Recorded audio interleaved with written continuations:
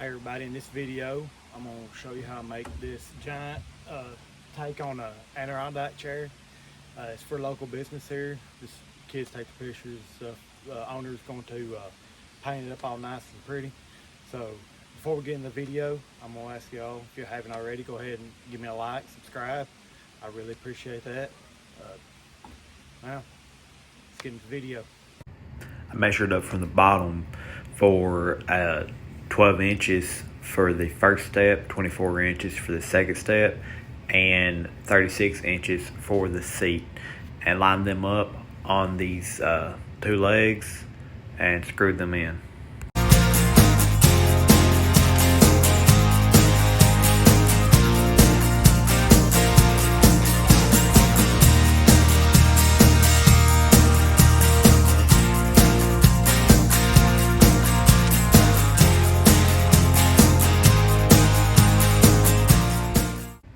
When I cut these pieces for the steps, these braces, I made sure I had an angle on the front, that way it looked like it flowed real good.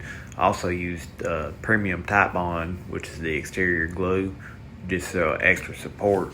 After lining them up, I screwed them in.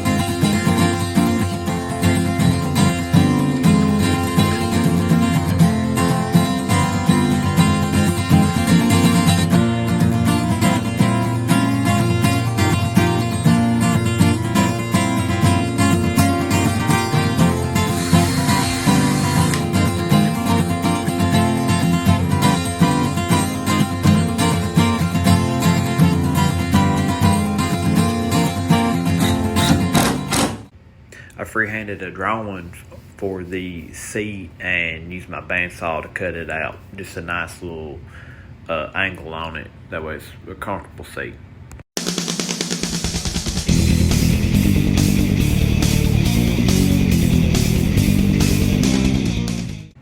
I made use of some leftover stock and split them to so I could drill pocket holes and use them to brace the back of the seat, that way, or the bench, I'm sorry, that way it just put it all together.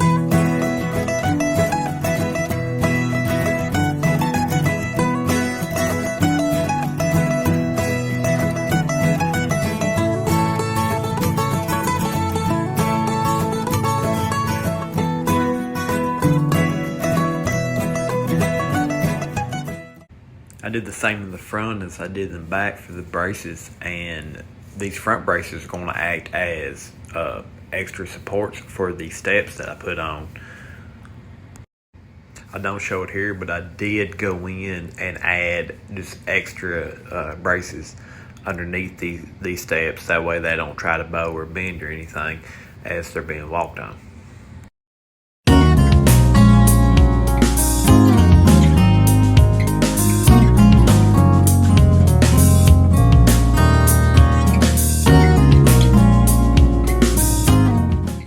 I use carriage bolts that way the back, when it is built, and the side or the seat is removable if in case of extra sanding to get new paint or anything happens with it.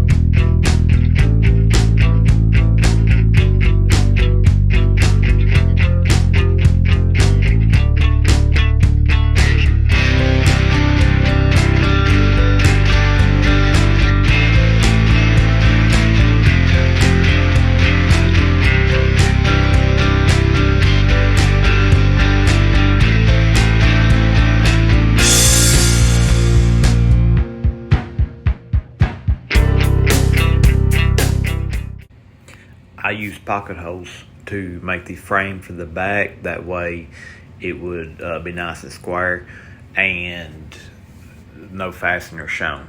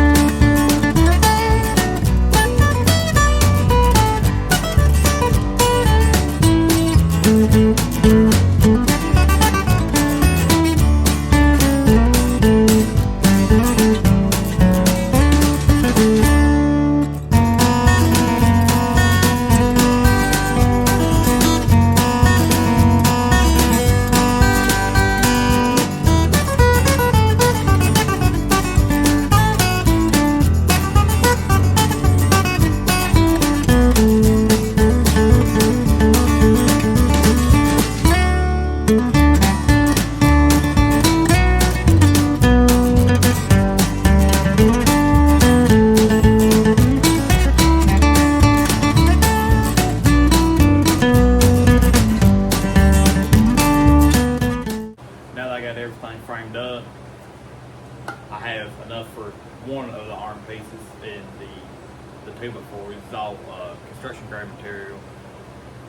Simple fact, cheap, quick, easy, kind of get it out type of deal. Where at the same time, she's gonna paint it every year. Hardwood would be way too expensive for this project and what my customers want to do. But I didn't buy enough. That's my fault. That's on me. She's one of my armrests, she's gonna get poplar. So nothing wrong with that. Just, I messed up in my pricing. No big. The poplar I used was actually leftover from a project I had done for myself, and it was already paid for and already good, so I went ahead and used it.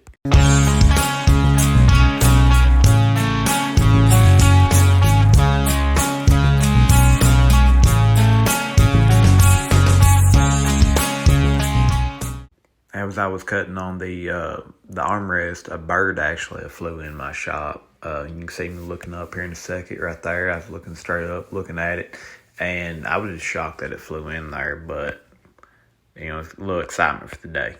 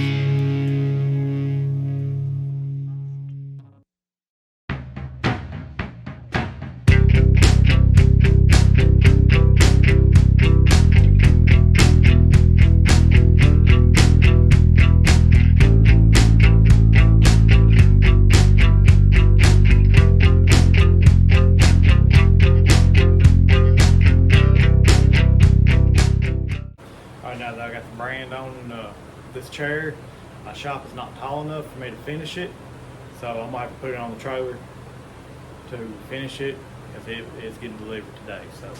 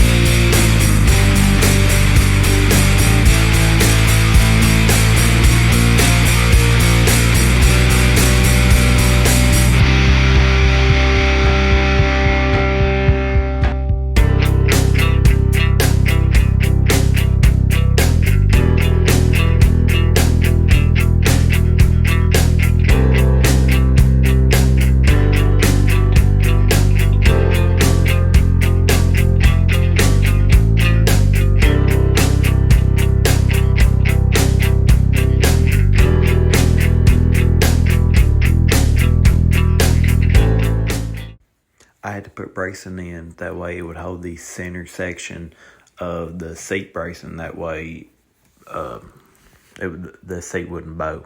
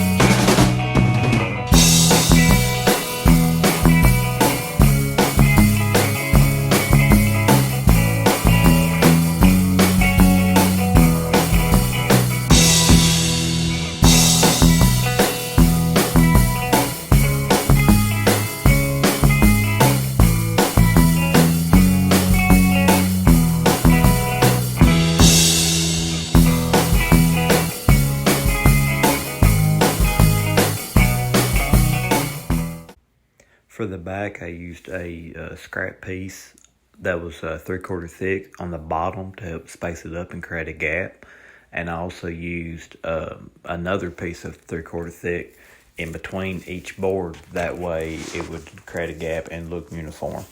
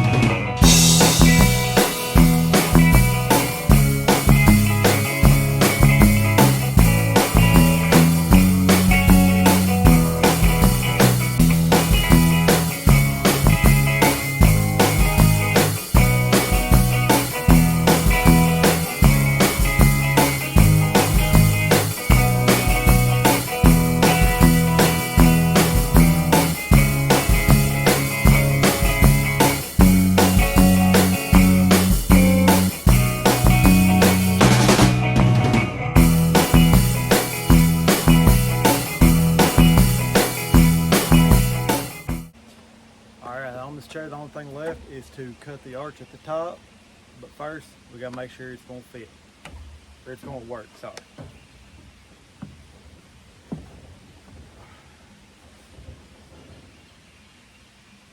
There we go, I'm 195 pounds, so any kids that get on this, it's gonna hold them pretty sturdy.